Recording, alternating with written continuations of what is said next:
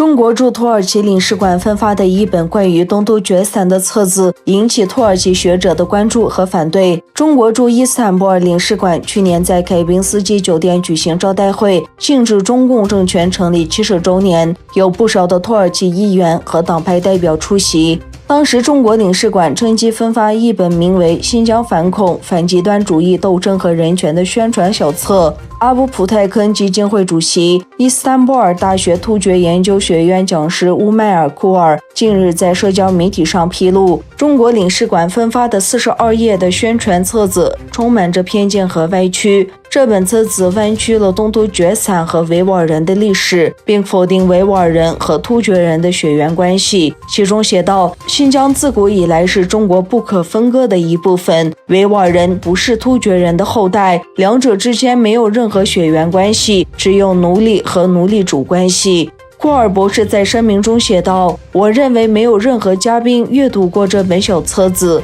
因为如果阅读了这本小册，至少有一些了解历史的人会反对这本宣传小册。该小册子基于侮辱伊斯兰教和无数土耳其身份。中国驻土耳其领事馆每年举行类似活动庆祝国庆节。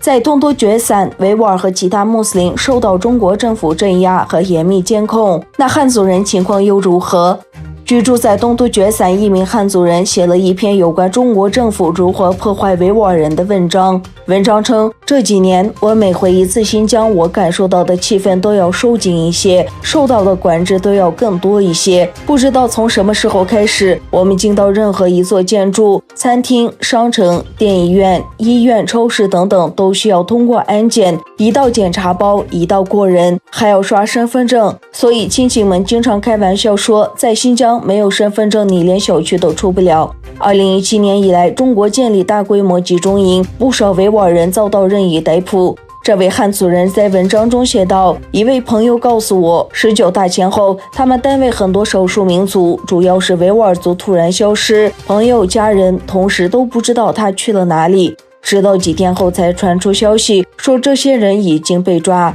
至于为什么被抓，原因五花八门，不配合安检，发表过不当言论，以及此前有案底的不管有无再犯都一律被抓。当我向家人朋友表示对这些措施的不理解时，往往获得的回答只是一声叹息，这就是新疆。有时候我觉得我离开那里已经太久，所以一系列大家习以为常的管制才让我无法忍受。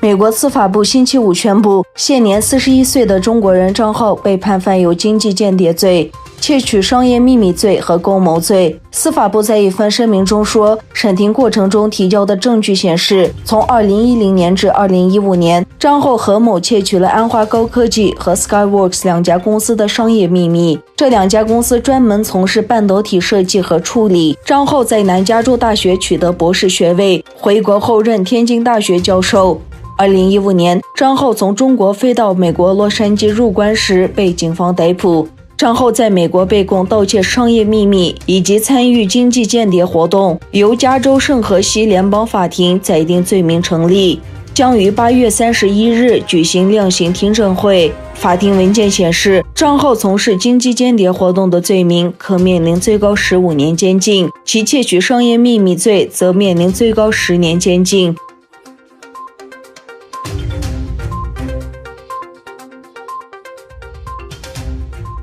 中印双方在有争议的拉达克东部地区持续对峙。据最新消息，因解放军在该地区附近活动增加，印军已将防空导弹系统部署至拉达克东部地区。据印度时报报道，因中国战斗机和直升机在拉达克实际控制线附近活动增加，印度军队已将防空导弹系统部署至拉达克东部地区。目前，印度装备的快速反应防空导弹包括可以在几秒内击落快速移动战斗机和无人机的阿卡什导弹。